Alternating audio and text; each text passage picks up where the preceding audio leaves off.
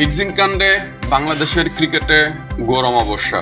আবারও ফিক্সিং কাণ্ডে উত্তাল বাংলাদেশের ক্রীড়াঙ্গন। এই ভিডিওতে আমরা জানবো ফিক্সিং এর ইতিহাস, স্পট ও ম্যাচ ফিক্সিং কি, বাংলাদেশে এর আগে কারা কারা জড়িত ছিল। ম্যাচ ফিক্সিং হলো পুরো ম্যাচের ফলাফল পূর্ব নির্ধারিতভাবে ঠিক করে রাখা, যেমন কে জিতবে, কত রানে জিতবে, ইচ্ছে করে আউট হওয়া, বাজে বল করা ইত্যাদি।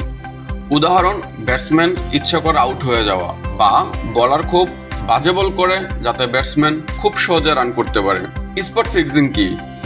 স্পট ফিক্সিং হলো পুরো ম্যাচ না, বরং ম্যাচের কোনো একটা নির্দিষ্ট মুহূর্ত বা ঘটনা নিয়ে তৈরি হয়, যেমন পঞ্চম ওভারের তৃতীয় বলে নো বল করা বা নির্দিষ্ট সময়ের মধ্যে এক্সাক্ট একটা রান তুলে ফেলা। উদাহরণ, ফিক্সাররা বলে দেয় তুমি তোমার দ্বিতীয় ওভারে প্রথম বলটা নো বল করবে। চলেন এবার জেনে নেই ফিক্সিং এর ইতিহাস সম্পর্কে। প্রথম আলোচিত ফিক্সিং কেলেঙ্কারি 2000 সালে দক্ষিণ আফ্রিকার অধিনায়ক হ্যান্সি ক্রোনিংয়ে ভারতের বিরুদ্ধে ম্যাচ ফিক্সিং এ জড়িত ছিলেন। এটাই ক্রিকেট বিশ্বে সবচেয়ে বড় আলোচিত স্ক্যান্ডাল। এরপর পাকিস্তান, ভারত, শ্রীলঙ্কা, বাংলাদেশ সহ সব দেশে এই অপরাধ ছড়িয়ে পড়ে। 2010 সালে ইংল্যান্ডে পাকিস্তানের মোহাম্মদ আমির আসিফ বা স্পট ফিক্সিং এ ধরা পড়লে বিশ্বজুড়ে ফিক্সিং রোধে কড়া ব্যবস্থা নেওয়া শুরু হয়।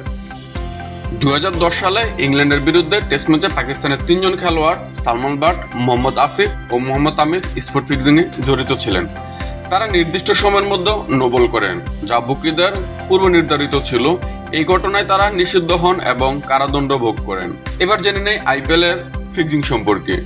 2013 সালে ইন্ডিয়ান প্রিমিয়ার লিগে রাজস্থান রয়্যালসের 3 খেলোয়াড় শ্রীশান্ত, অজিত চন্ডিলা ও অজিঙ্কচানার স্পট ফিক্সিং এ অভিযোগে গ্রেপ্তার হন। তাদের বিরুদ্ধে ম্যাচের নির্দিষ্ট মুহূর্তে নির্দিষ্ট কাজ করার জন্য অর্থ নেওয়ার অভিযোগ ছিল। বাংলাদেশের স্পট ফিক্সিং এর ইতিহাস বেশ জটিল ও বিব্রতকর। বিশেষ করে বাংলাদেশ প্রিমিয়ার লিগ বিপিএল এ গিয়ে একাধিক কেলেঙ্কারি ঘটনা রয়েছে, যা দেশের ক্রিকেটের ভাবমূর্তিকে ক্ষতিগ্রস্ত করেছে। মোহাম্মদ আশরাফুল 2013 সালে বাংলাদেশের সাবেক অধিনায়ক এই ফিক্সিং এর কথা স্বীকার করেন। তিনি জানান, 2013 সালে 2রা ফেব্রুয়ারি ঢাকা গ্ল্যাডিয়েটর্স ও চিটাগাং কিংসের ম্যাচে ইচ্ছাকৃতভাবে হেরে যাওয়ার জন্য তিনি প্রায় 10 লাখ টাকা গ্রহণ করেছিলেন।